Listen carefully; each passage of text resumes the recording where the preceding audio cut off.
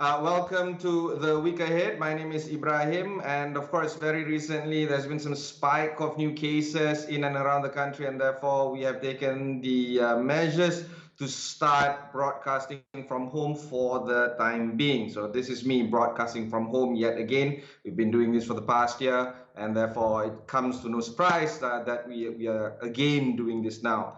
But of course, looking ahead into the first week of May, and get that, it's been May, what happened to the first 4 months of the year, we take a look into a host of items. We start off with Bank Negara Malaysia. They are expected to announce interest rates on May the 6th.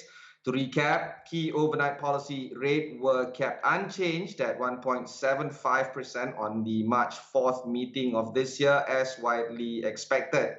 The central bank said that the latest indicators do point to improvements in external demand and continued consumer spending, while the reimposition of containment measures will affect growth in the first quarter of this year. But the impact, according to some economists, argue that they are expected to be less severe than what was experienced in the second quarter of 2020.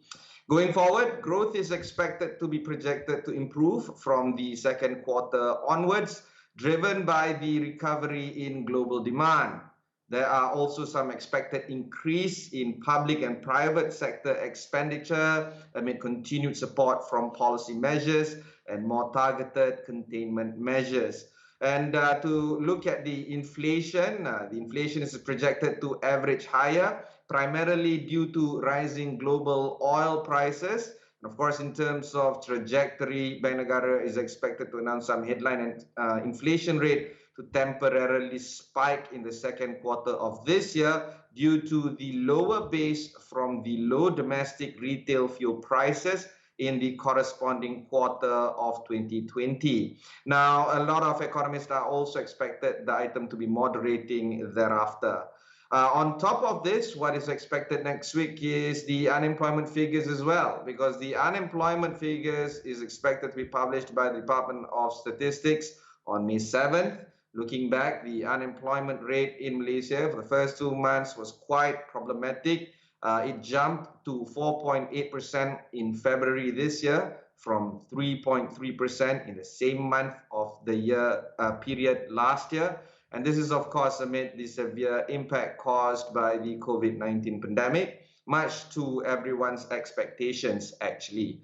The number of unemployment climbed 48% from a year earlier to 777,000 people, while unemployment declined by 0.5% to 15 million people. Meantime, the labor force rose 1.1% to 16.05 million. And of course, in January this year, the jobless rate was at 4.9%.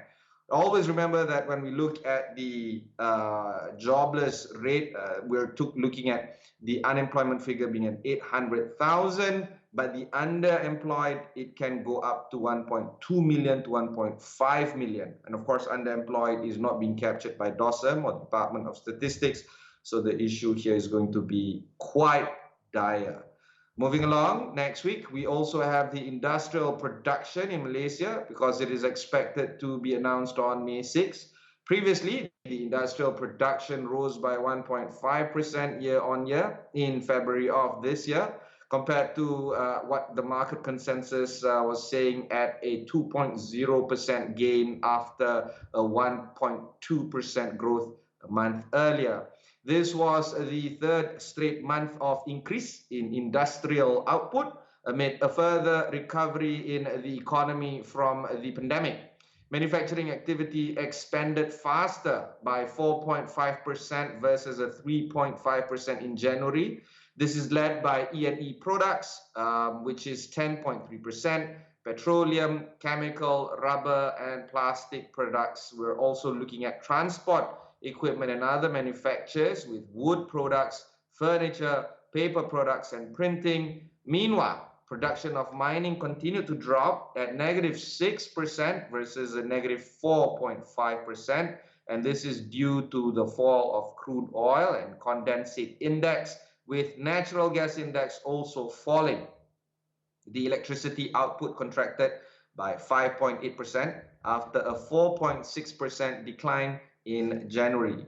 Speaking about E&E, we have an exclusive interview with Intel Malaysia CEO on my show Notepad. We spoke at length about the production of the Intel businesses and supporting the international business of Intel around the world. We also touched a little bit about the Intel's failed relationship with Apple. We all know that Apple's M1 microchip is now powering a lot of their devices. How does this bid towards the Intel business and, of course, the IDC business as well? Those are the kind of things that we discuss with Intel Malaysia boss. Do catch that on my show, Notepad. Moving along, before we go into the break, is the biggie, which is there will be a series of routine annual general meetings next week. But the big one to watch is, of course, Maybank. That is planning to take place on May the 6th. If you would recall, the country's biggest company by market cap previously attempted to have their AGM in mid-April of this year, but they had to abandon all plans because of some glitches in their systems. This has resulted in shareholders unable to vote and perform other duties during that said AGM, and this has forced the company to postpone the AGM to a later date. It seems like the new date is now May the 6th, and so I would like to wish them all the best, good luck, and hopefully they will have an uninterrupted meeting next Thursday. I, for one, will definitely attend because I'm a shareholder, so I hope there will be no glitches then. We'll go for a short break before we come back and talk more about the pandemic situation in the country as well as the AstraZeneca decision. We'll be right back after these messages.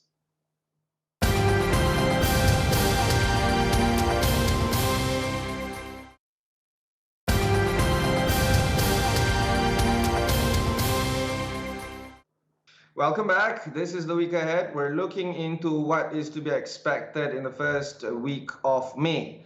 What took place this week was quite interesting because the Minister in charge of immunization and vaccinations, KJ, was taking the bold step of allowing people to take up the AstraZeneca vaccine if they so choose to, but they did not envelop the AstraZeneca into the national immunization program. So it will be done on a first come, first serve basis. And we're all waiting into how we can register ourselves should we choose to take the AstraZeneca vaccine. A lot has been said about this. I myself, for one, have been looking forward to be amongst the first because I want to be inoculated no matter what the vaccine is. And I understand that every single vaccine has their risk, and AstraZeneca is no different from the others. But of course, the most important thing here is if those risks weigh less than contracting COVID-19 vaccines per se, then clearly it is always the better choice to opt for the vaccines. And of course, on top of that, we have a conversation with a lot of these medical practitioners, people in the national health systems, and trying to understand a little bit better into what the country and of course globally is going through when it comes to the pandemic. Moving forward, the pandemic must understand and teach us that we have to learn and we have to predict future pandemics from being developed and how to create a preparedness system in a place where we can better manage the national health systems of all these countries that are facing potential pandemics. In this regard, I had on my show very recently Dr. Desi Baharaja, the Chief Medical Innovation Officer of AINCA Health Group. Dr. Desi was talking about his new venture, a collaboration between AINCA Health Group with Mitsubishi UFJ Research, and how they are going to create what they call an IPPC, or the International Pandemic Preparedness Center. This is exactly how it sounds like. They want to create a center where they can predict future pandemics, how it is being formed in a particular country, most importantly, how countries can resist and react towards it. So here's a snippet of my conversation with Dr. Desi Baharaja on my show Notepad. Enjoy. Fundamentally, I think if we want to live, healthier. I mean, besides non-communicable disease, like I said, I think we have to have a system in place. So the global health reform needs to happen today. And when I say global health reform today, Ibrahim, like what Bill Gates says, in the next few decades, millions are more likely to die not due to war or missiles, Yeah, I agree. but microbes. Yeah, absolutely. So, knowing that this is a fact, and we have spoken about this in the 90s, in 2000, in 2015, we still fail to invest in public health. I think that's one of the biggest challenge. And why we fail, Ibrahim, if you ask me, it's because people, like I said earlier, people think infectious disease surveillance, public health is the responsibility of the government. So if you see tech companies today, everyone is focused on the curative platform because the money is there. I would want to build an electronic medical record solution because I can sell to private hospitals.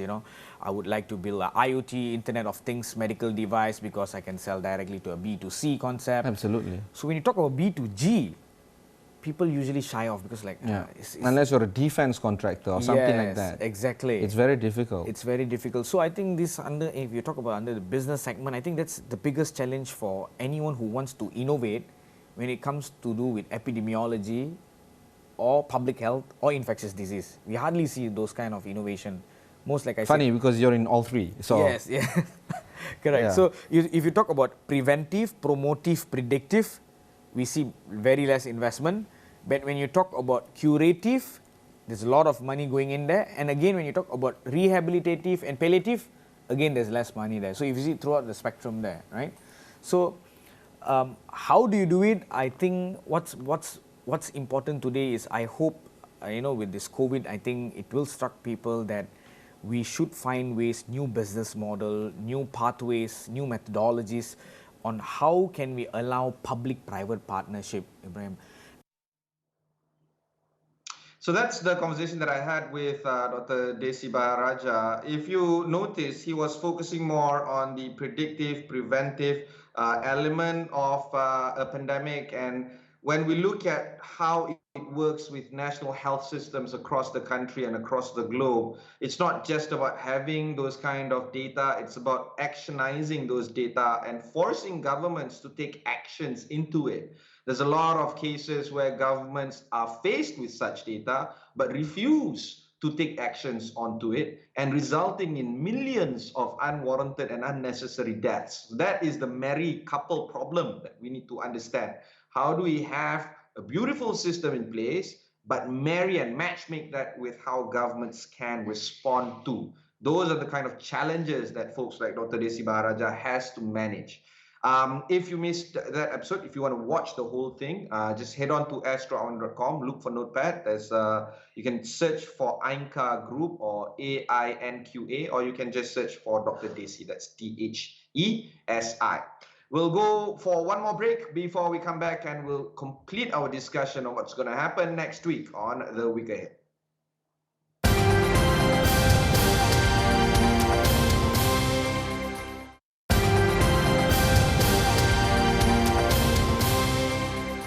Welcome back. As promised, we are looking at how next week will shape up. One of the items that we need to consider is, of course, how the government plans to roll out a parallel program for the vaccinations that are going to take place under PICK or PIC.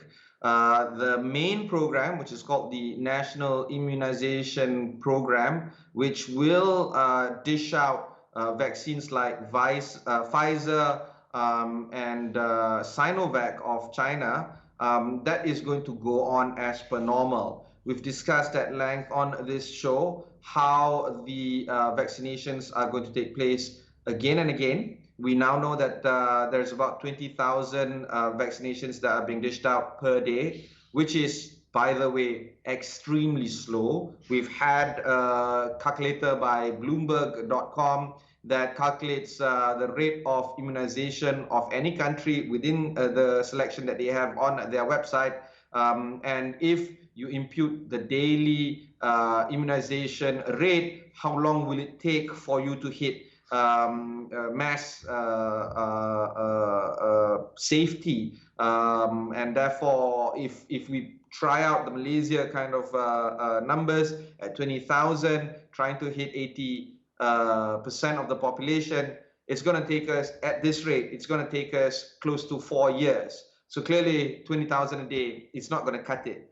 But having said that, the minister in charge of immunization, KJ, has been repeatedly telling people that phase 1 will be slow because they are targeting specifically the frontliners and those predominantly at risk. It's the phase 2 that is critical to be looked at. And phase 2, they're looking at vaccinating or inoculating up to 9 million Malaysians in this phase.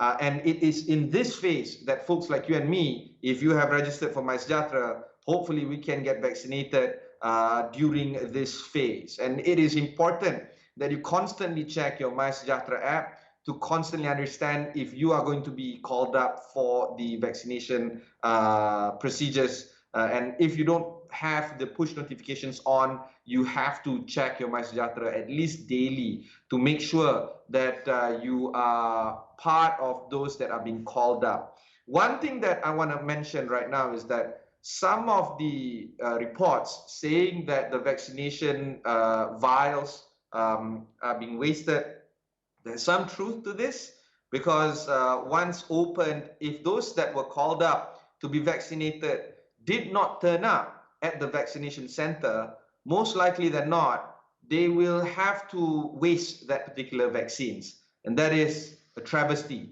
so to speak, because all around the world, people are chasing for those vaccines. And if you don't turn up to be vaccinated, then they might have to waste that particular vaccine that was meant for you. But now, because you didn't turn up, they have to now dispense of it and they have to throw it away. That's a crime, to be honest, a crime against society. And perhaps we should take a proactive measure in ensuring that we always turn up if they call us. And even if we can't turn up based on the appointment, we should really reach out to those people that is currently doing the vaccinations and tell them beforehand that we can't turn up. So that is the current vaccination program that is currently happening.